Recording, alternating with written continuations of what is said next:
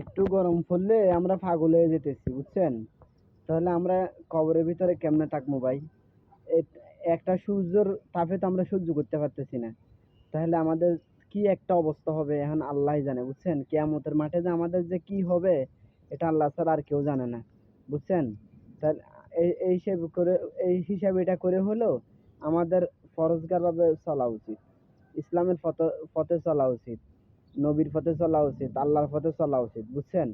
যে আমরা এই পৃথিবীতে একটা সূর্যর গরম সহ্য করতে পারতেছি না, সূর্যের আলো সহ্য করতে পারতেছি না।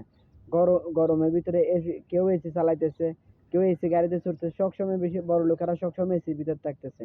আর আমরা যারা গরিব আছি সবসময় ফ্যানের নিচে তো বসেই আছি।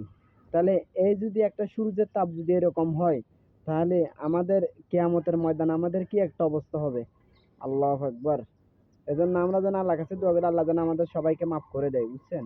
এছাড়া মাফ ছাড়া আর কোনো উছিলা নেই। আমরা কি করবো? আমরা তো সবসময় পাপ করে যেতেছি, পাপ করে যেতেছি। এজন্য আমাদের চেষ্টা করতে হবে আমরা যেন ৫ ওয়াক্ত নামাজ দোয়া পড়ি। সালামু আলাইকুম।